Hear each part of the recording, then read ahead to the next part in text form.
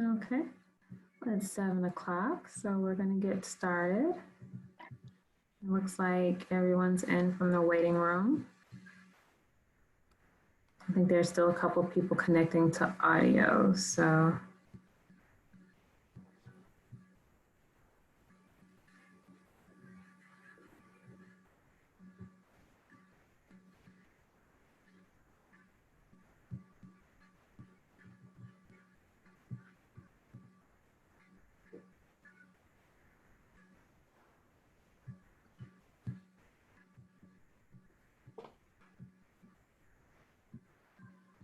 Okay, well, I think that's everybody. So I want to welcome everyone to our speaker presentation.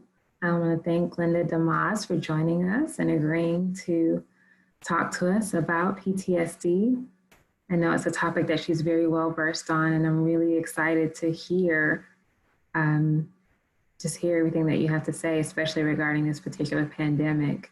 I think that most people are severely underestimating the trauma that's involved and what that's going to look like for most of us moving forward. So, okay. After Glenda speaks, we're going to have a question and answer session. So if you wouldn't mind, please feel free to save your questions for the end, or if you'd like to add them in the chat box, I'll kind of be keeping track of that and we can talk about it afterwards. And then we'll talk a little bit about what Nami is doing to help throughout the pandemic and our programs and services and events. And there we go. All right. Well, hello, everyone. I'm Glenda Demas, as Jessica stated. I am a licensed professional counselor. I am also an advanced clinical trauma practitioner, which means that I focus primarily on trauma. A little bit more, I sit on the board of directors for the National Alliance on Mental Illness, Greater Houston. I also serve as a member of American Counseling Association, American Mental Health Organization, as well as I am a part of the Houston Licensed Professional Counseling Association as well. I am also the founder of Mind Your Mental Foundation, which was started as a grassroots organization as well to kind of raise awareness in the minority community, specifically over raising awareness over mental health and making sure that you guys understand that it is okay to share or just the importance of supporting your mental health, making sure that you understand that it is okay to do that and there's should not be a stigma attached to it. One of the questions I want to pose to you guys before we get started is, how has the coronavirus or COVID-19, should we refer it as, affected you either mentally, physically, or spiritually? You can put those there, and Jessica can kind of share those out for us. But I'd love to hear just how has it affected you all?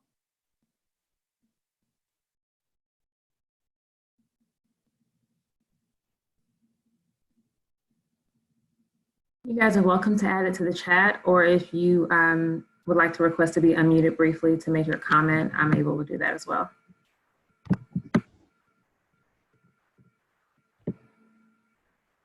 Mentally, okay.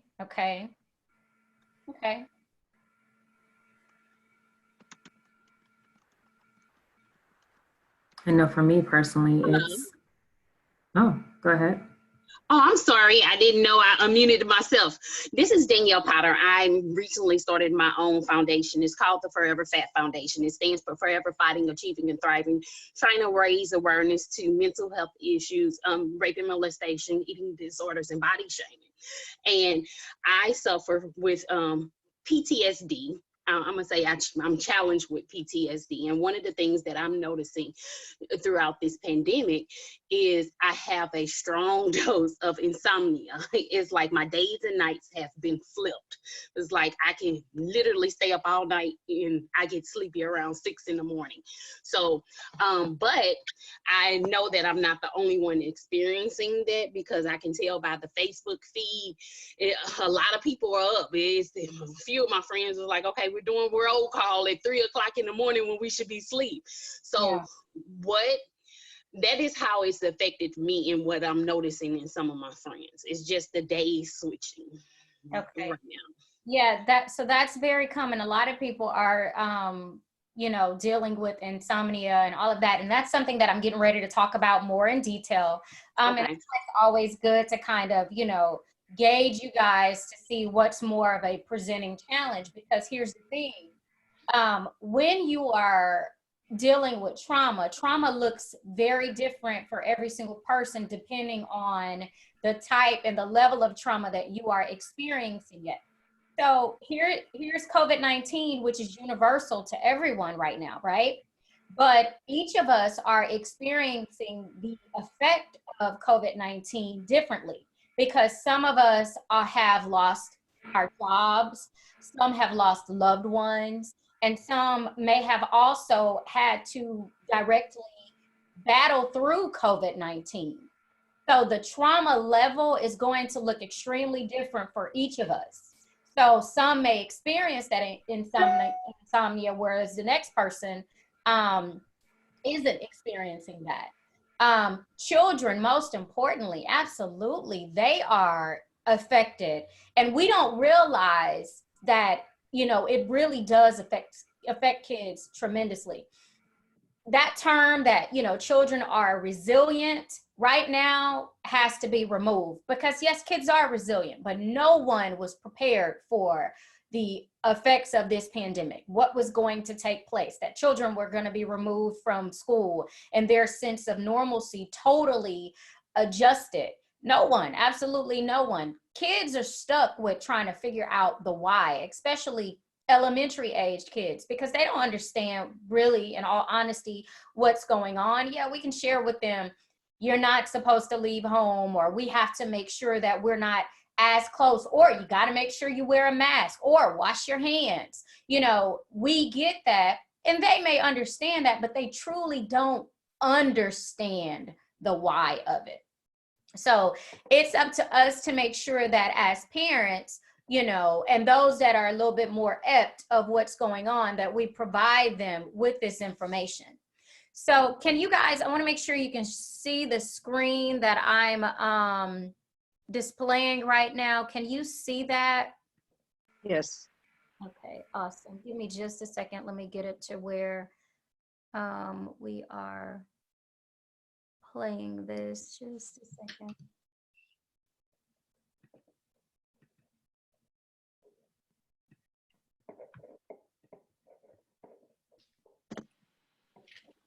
All right, so what I want to do is kind of talk to you all about the psychological effects that PTSD can have on you. So there are 3 different types. Well, really there's 5, but I'm going to focus on the 3 most common. And that is normal, acute, and complex. So normal stress, which is normal stressors that we will experience as it relates to anything that's quite challenging in our lives. That is our normal stress response, our normal response to stress. And that is when a healthy adult has been exposed to a single, discrete, traumatic event in their lifespan and will experience intense bad memories, emotional numbing, feelings of unreality are kind of what you will experience when it's normal. Such individuals usually achieve complete recovery within a few weeks. Now, when we move to acute stress, that is a catastrophic event that exposes the person to either death, destruction, a loss of home, or a loss of your community, adjustments in your community. The reaction involves intrusive thoughts or dreams, avoidance of reminders of the event, and negative effects on your mood, cognition, and arousal and reactivity. And complex trauma, complex stress is what we call it, which is also known as disorder or extreme stress. It is found among individuals who have been exposed to prolonged traumatic circumstances, such as childhood abuse, whether physical, sexual, you name it. Normally what happens is these individuals will experience behavioral difficulties, whether in relationships, personally or professionally. And treatment is over an extensive period of time. So for many of us dealing with COVID-19, some of us could be at acute and some of us could be at normal stress. Normal stress meaning it hasn't directly impacted our home, meaning someone hasn't been contracted with COVID-19, we haven't lost our job, but we are restricted to being in our homes, and that has adjusted life for us. That would be your normal stressor. Acute, you have been affected directly by COVID-19, which means that your job has been diminished, income, life, everything you know has been truly adjusted. So a lot of people don't understand that this is a traumatic experience. And the level of stress that you will experience during this time period, again, weighs heavily on the level of exposure. All right, so the one thing or the thing that we want to push forward and identify are the symptoms. Because again, as I stated earlier, the symptoms can vary whether or not you're at an acute or normal stress level. The symptoms are pretty much uniformed. Depression. What depression looks like? Longer periods of sadness, isolating yourself, not wanting to talk to family or friends, anxiety, having fear of the unknown. That is considered to be anxiety. Stress, that normal, oh my gosh, I don't know what to do, is stress. So here's the one thing that I do want to chime into and elaborate on as it relates to stress. When cortisol is released in our brain, when we're stressing, that paralyzes us and places us in a state whereas we can't move past our thoughts, our feelings, or our emotions. So it's important to work to minimize stress so that we minimize the releasing of cortisol. Insomnia, that many of you talked about, that is your inability to sleep at night. That's what takes place. And as you can see, that's one of the symptoms. We talked about under anxiety, fear of the unknown, fear of if I go out to the grocery store, who in the grocery store is going to have the virus that I may stand close to in some capacity. And a lot of individuals are going to be plagued with fear during this time period, which is very common. Anger, looking to figure out who's to blame for this experience. Angry about the presenting situation or the moment that we're in. And suicide. We've seen in the news that there's been 3 medical doctors that have died by suicide because they could not handle the circumstances in which they were working in. In addition, individuals just not being able to handle the stressors of being isolated in their homes, suicide. So again, we definitely want to make sure that we cue into the symptoms and we understand what to look for in order to help our loved ones or even ourselves navigate during this most challenging time. As I shared those symptoms, I definitely want to provide you guys with some tips for coping and managing your mental health amid COVID-19. So first, I want to break down the difference between social distancing and social isolation. Social distancing is making sure that you are at least 6 to 7 or 6 to 8 feet apart from any individual if you are in a public place. Social distancing is making sure that when you are anywhere in public, there's enough space between you and whatever respective person. Or making sure that you don't enter a facility or building that has more than a specific or an identified amount of people. Social isolation is isolating yourself from the outside world, which is not what is recommended. Social isolation is not wanting to talk to anyone, not wanting to, everyone is doing Zoom and FaceTime and all of that, not wanting to participate in anything socially, even though we're doing it virtually. That's social isolation. So understanding the difference between the two is also going to help you properly cope amid COVID-19. Establish a routine for yourself. If you are now working from home, it's important that you make sure that you have a daily routine laid out so that you are able to kind of keep some consistency in your life. Establishing a routine is great for children as well, because children thrive off of consistency and structure. So you want to make sure that you give them a routine as well. That routine can look like getting up at the same time every morning, making sure that you are in a specific area working, and you know exactly what you're going to do throughout the day. In addition, make sure that you create boundaries while you're establishing this routine, because that's going to help you kind of eliminate stress. So when I say create boundaries, stop working after a specific time. Just because you're in the home working doesn't mean that you still don't need balance for yourself, because you do need that balance. It's extremely important to make sure that you have it.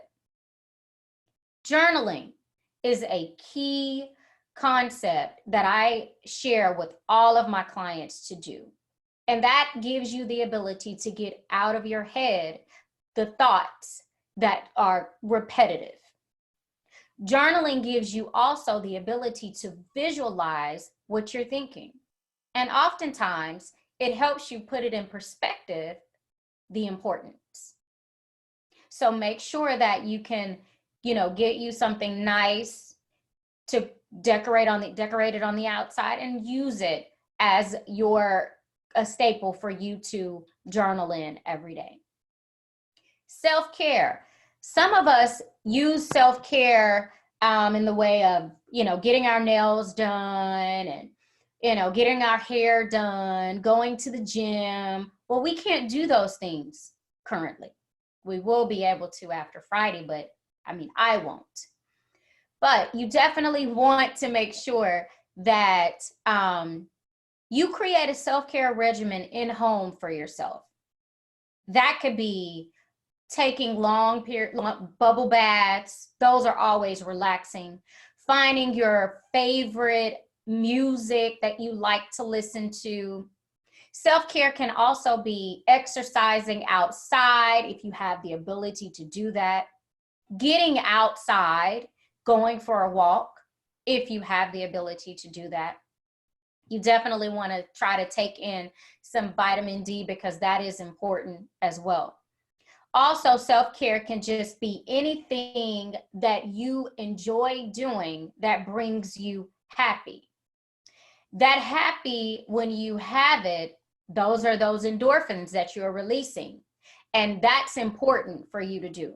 So I want to encourage you, self-care, get moving in some capacity. It doesn't have to be a lot, but just something to get you moving. Limit your media intake. If you know that watching the news consistently makes you feel anxious or stressed, limit it to maybe 2 to 3 times a week. You turn on the news to kind of make sure that you are aware. It's important to be aware, but not overwhelmed.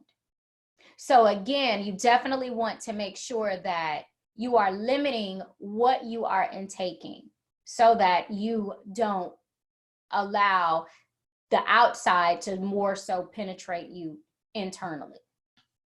So those are my number one top 5 coping skills that I would recommend anyone amid COVID-19 to help reduce anxiety, depression, and any symptom that's related to PTSD.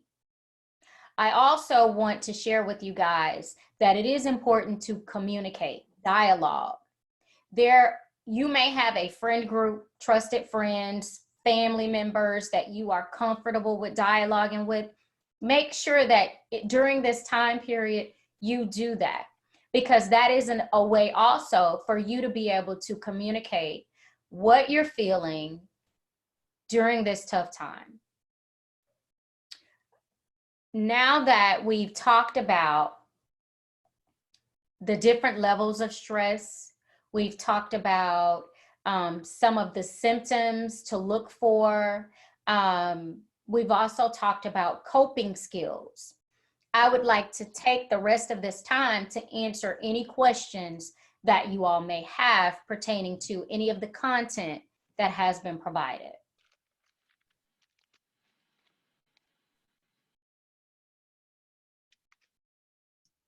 Can you talk about how to motivate yourself? Because I think that's one of the things that I'm having difficulty with. And when I talk to my students, they also tell me that it's very difficult for them to get motivated. Mm-hmm. They feel, one of them told me that he feels that he is like in a summer break. Mm-hmm. And so, you know, it's just like, how do I motivate them and I guess myself as well? Okay, so when we're talking about children, motivating kids, they need a little different techniques than what we would require, okay? So motivating kids is reminding them of why. Why are you doing this? What is it for? It's for my education. You can't get, deterred at this point. You've come too far. Keep pushing. Next year, you're going to be a sophomore. Next year, you're going to be a junior. You got to be excited about going to 3rd grade, 4th grade. You have to remind children of why they began so that they can finish, okay? That is the most important thing for you to tap into with kids, is the why behind it. Because bringing home the why for them is going to keep them motivated to do exactly what is needed to do. I'll share with you guys, my nephew is number 9 in the nation for football. He's getting ready to leave in May to go to Texas A&M. And he's demotivated as it relates to finishing his coursework, but yet motivated to get to the next level. And one of the things I had to pull him back and say, hey, I know you're excited about this part, but we still have to finish this part. Why are we doing this? And then once we sat down and talked about the why, then he was like, you know what? Yep, you're right. I got to get done. So it's important to remind them of why what's required of them is required of them. As it relates to adults, you as an educator, motivating your kids, you first have to motivate you. So one of the things that I would like for you to start doing today, and that is today, start speaking positive affirmations over yourself. I am an amazing teacher. I am an amazing mother. I am an amazing friend. I came into this profession to inspire, impart, and inform. And that's what I'm here to do: inspire, impart, and inform. And during this time, it is extremely important that you inspire them. Share with them some of the things that you're doing every day. Speaking positive affirmations over yourself, finding something fun for yourself to get engaged in. That's how you will inspire them. Impart whatever it is that you are teaching them content-wise. Give them that knowledge, but give it to them in a creative way that it will stay with them, okay? So we talked about inspire, impart, and inform. It is okay for you to talk to them about COVID-19 and the effects of COVID-19. I would recommend at least once a week. Okay, guys, let's talk about How do you feel about what's going on right now? Because that's giving them the ability to say, you know what, Miss Ojeda, I'm not happy. Like, I want to be at school right now. Like, I want to see my friends. And from there, you will be able to lead them in a very educated conversation about the effects of COVID-19. And you will also be able to give them some tools to help push them in a more positive direction.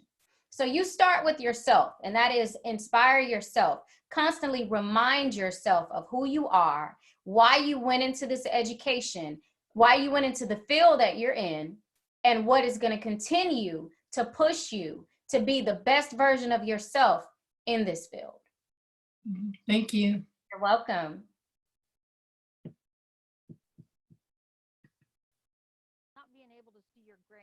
Danielle has her hand Even, raised. I was gonna say, even after you explain COVID to children in elementary, if they set in their minds that anything they touch will contaminate them, how do you get that out of their head, you know?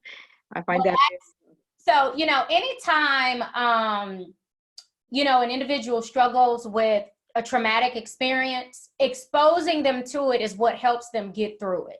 So yes, just so you'll know, you're going to have those kids that are like, oh, don't come next to me, you might have COVID-19. That's very common amongst elementary aged kids. But what you do is you coach them through the right way of understanding what COVID-19 is, how you could possibly, you know, catch the virus, and some of the things that they need to do to safeguard themselves. That is you exposing them to it. In addition, you coach them through the right way to wash their hands, the right way to use hand sanitizer, the right way to make sure that they are social distancing, or, you know, if it's still required during that time period, the right way to make sure that they social distance. That is going to eliminate any of those, you know, the fear that that age group will have.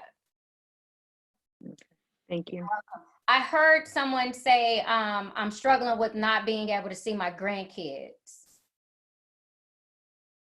I am struggling with not being able to see my grandkids. So are you guys participating in any virtual communication, such as maybe Zoom, FaceTime, any of that? Yeah, but they're busy during the week, and they always say, well, we'll FaceTime you back, and they never get time to FaceTime back. So it's gotten less and less on the FaceTime. They're doing their homeschool stuff, and then they're having to clean, and then they're doing this and that. But it's just like, it's like they're not taking time like they were before. Okay, so who's not taking time? Is it your children or the grandchildren? I don't know if it's, well, it's like if you, it's a stepmother, and, you know, that's, I understand.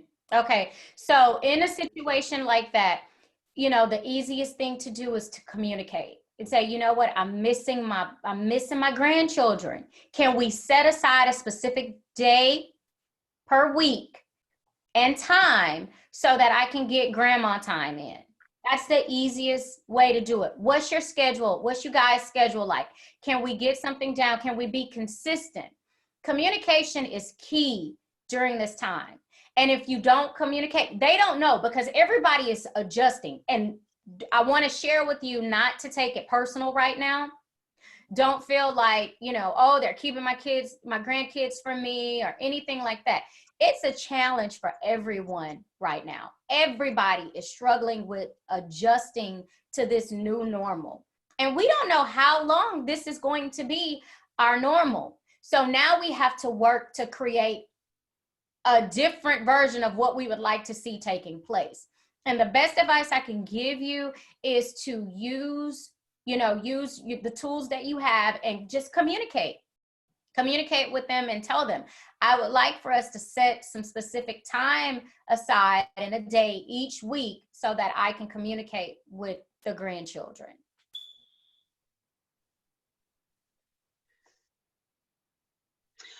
I have a question in reference to insomnia. What are some ways that you would suggest to kind of eliminated at least for a day, so you can get that sleep during the appropriate hours, I would say. So the best thing to do to combat insomnia is exercising.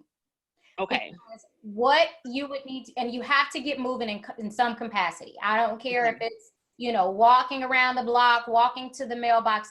The reason you can't sleep is because you can't calm your brain. And as I shared with you earlier, as it relates to stress and cortisol that's released, that cortisol, again, is paralyzing you and it's keeping you in your thoughts. So the only way you are going to be able to work past that is if you work to be counteractive. And that is release endorphins. And releasing those endorphins is going to give you a boost of energy that's needed to make you happy also. But then you're also going to be a little bit more relaxed when it's time for you to relax. See, I personally here lately been going to walk the lake. Okay. Nightly, and that's not helping me, the exercising, because it's like I'm constantly worried about, okay, what do I need to do? What's next? Because I was one of the people that was laid off. So I was like, okay, so I have all these things that I know I need to get in order and to try to maintain and still want to move forward with my own personal goals, so I won't even have to rely on corporate America. I'm truly trying to become an entrepreneur where I won't even have to go back. But it's not just the walking. I don't think that is just it. It's something I was wondering if you could recommend something else besides that, because I walk. I've been walking with my brothers, and lately I've even got up and just went driving at night just to just clear my thoughts. But even when I come home, I still can't shut it down, and I don't want to have to turn to medication or anything of those things. I want a natural remedy. Right. So a natural remedy also is adjusting your diet. How are you eating? Are you eating well-balanced meals? Are you eating breakfast, lunch, and dinner? Fruits and vegetables. That's a huge issue. If you're not eating healthy, you're not going to be able to relax either. And again, everything is tied into your brain and how you are processing what's taking your body. Everything works together for you. If you're not eating healthy, drinking lots of water, getting the proper exercise, no, you're not going to be able to sleep and get rest at all, especially during this time as well. We have to be very cognizant of what we're putting in our bodies. So as you're sitting around, at home, eliminate eating those chips, foods that are high in saturated fats and are not going to give you what you need. In fact, they are linked to depression. So if you want to have, participate in some things that are going to naturally help you reduce anxiety, reduce depression, the most important thing you can do is adjust your diet. Adjust your diet. Eat more green leafy foods, vegetables, your fish, your chicken, things like that are going to help you, again, kind of push yourself in a more stabilized place. And if you have to have something sweet, dark chocolate, I highly recommend dark chocolate. I have it throughout the day, every single day. I don't think I go a day without intaking dark chocolate. Okay, so, and I get where you're going with that, and I understand it, and your advice is much appreciated. I also have friends that, like I said, some of them be up with me at night, and they're health gurus. They're adamant. They constantly work out. Some of them done built gyms in their home, and they eat better than something. One is a vegan, so we're trying to figure out. I can see where the eating habits can probably be adjusted in mine, but even in their situation, one thing about me, I like to absorb knowledge and share it. So if I know I have somebody going through a similar issue with me that may have a similar different experiences in their case, what could it be if they're that person that exercise and they're eating right? What else can you do? Factors that are tied into that. It could be, biological makeup that's not allowing them to properly absorb what they need to absorb so that they can kind of de-stress and allow themselves to experience rest. So you can't compare yourself to your friends, and your friends can't compare their situation to you, because again, everybody handles stress, anxiety, depression very differently, and it's very different for every single person. No, I don't live by comparison. It's just about similarities. If you have similarities, you can kind of share them and bounce off the idea and apply what it is used in your life. If it fit, if it doesn't fit, of course you move on and do other things. But I was just wondering about that. But I heard something about meditation. I think I'm going to try that personally as well. But thank you so much. I really appreciate it. You're welcome. All right, next question.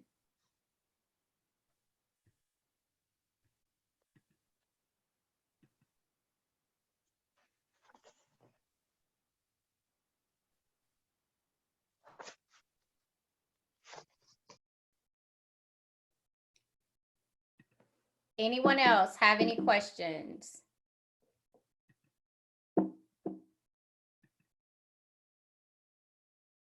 So I have a question. Okay. What do you do for people who are already prone to psychological illnesses or disorders, specifically PTSD? So if you have someone, veterans or others, who already live with PTSD, how do you minimize the effects, or what are some ways that they can cope to not aggravate or trigger their conditions? Well, the first thing that they want to do is make sure that they can identify their triggers. They have to know their triggers. And once you have identified your triggers, that gives you the ability to work through them. So depending on what their trigger is, it's important to kind of have them work through either mindfulness activities, meaning when I start feeling this specific way, to do this specific activity, or getting them connected to a trusted psychotherapist is what's going to also help them work through coping during this challenging time. So again, most individuals that are, currently struggling with post-traumatic stress disorder, if they have already sought, professional help, then they'll know kind of like what needs to be done to kind of stabilize themselves. But if not, definitely giving them some tools to kind of get them to be not mindful, know their triggers, know kind of what sets them in a specific negative space, and also having a trusted individual to communicate with within the family is really going to be important for them also. So not leaving them alone is basically what I'm wrapping up with.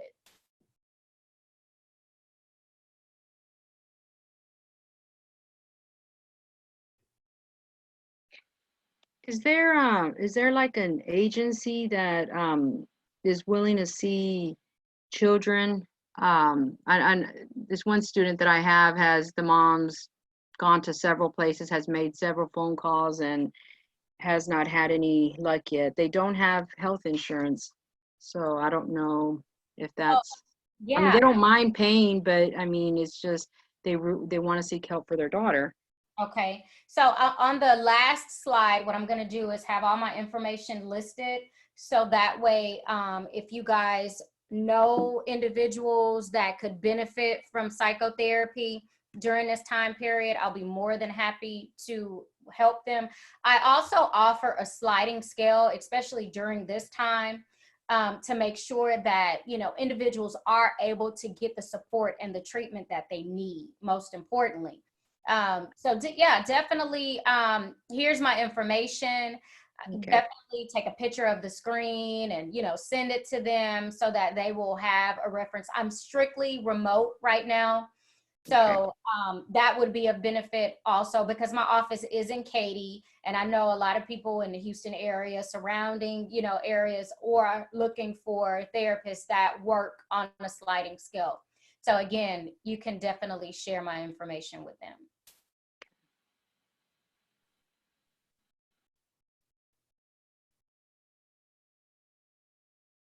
Any other questions, concerns?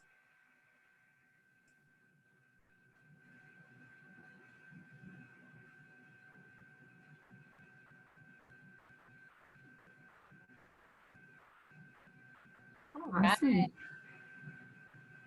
Jessica, do you have any closing remarks? Yeah, I want to talk a little bit about NAMI Greater Houston. I know most of you are familiar with NAMI and their programs and services, but just to reiterate, especially during such a difficult time for so many people, but NAMI offers free support groups and educational classes. And during the social distancing protocol, we have adapted all of those classes and support groups to be facilitated digitally or virtually. So they all can be taught and met through online platforms. So definitely take a look at the website. There's a listing of the various support groups that are available for peers, which is what they call people who are living with mental illness, and also family members and loved ones. So definitely go take a look at that. And there should be also a schedule for the upcoming educational classes. They're usually 12-week classes. I'm not sure if they've made adjustments for COVID or how that's been adjusted, but all of that information either is online or should be posted online very shortly. Additionally, we have a resource center, which we call our SEA Center, Support, Education, Advocacy. And basically, it's a phone line where someone is answering calls, answering concerns, helping people, direct people to the appropriate resources. Sometimes these are crisis situations that need immediate help. And we've had staff members stay late to physically be present when MCOT or some of the other crisis teams have arrived. So we're definitely invested in making sure that the community is well, mentally healthy, and that you guys have the things that you need. So many of the questions that you asked, like about resources, about therapy availabilities, NAMI answers those questions through their resource center quite often. If you have questions about housing, questions about just other information and resources, legal questions regarding a mental health issue, the Resource Center has a very large list of resources that are available to direct you to. And then we've also received a grant from the Bay Good Foundation to specifically help communities of color through the COVID-19 situation. So we will be setting up a warm line, which is similar to the phone line that I mentioned, except that this warm line will always be met by a warm person that will always be on the other line to speak. Sometimes it's just a listening ear. Sometimes it is referral to a resource or whatever that particular situation requires.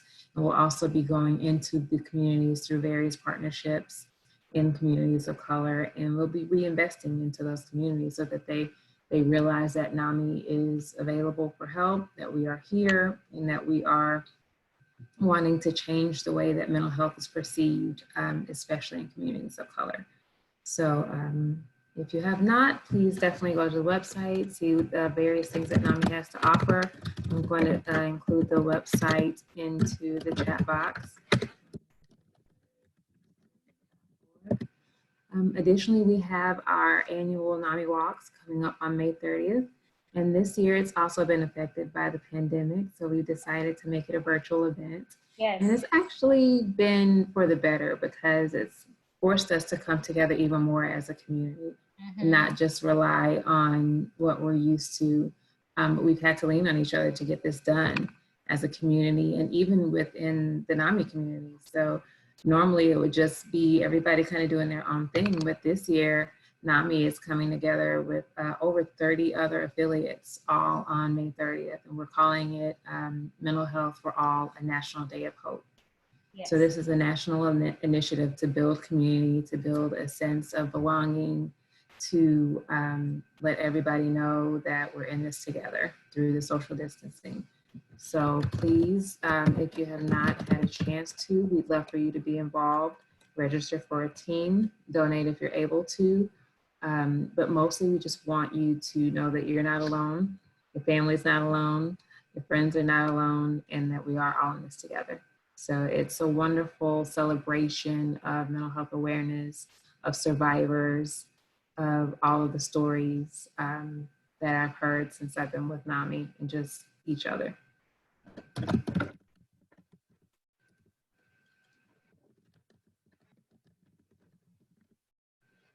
If you all have any questions about NAMI programs and services, if you all have any questions about the walk or other events, please feel free to email me or call the office. I will include my email address as well. So we will have another speaker presentation in the morning by Shannon Lanier. He is he's a host for one of the CW morning programs, morning shows. So he's going to be coming straight off air to talk to us about parenting. He has a daddy blog. So he's going to be specifically talking to us about his experience as a father during this pandemic and just kind of some general self-care tips. So check us out. And next week's schedule will be posted on Friday. Actually, I think next week's already on Facebook if you have a chance to go check it out. And it'll be posted on the website on this Friday. Mm-hmm.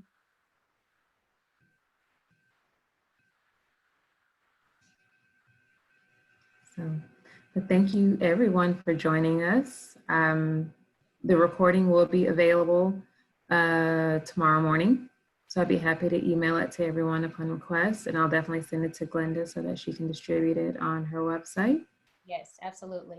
And for those of you that are on Instagram, every week I'm posting some sort of like tips, resources, just to kind of get you guys through COVID-19.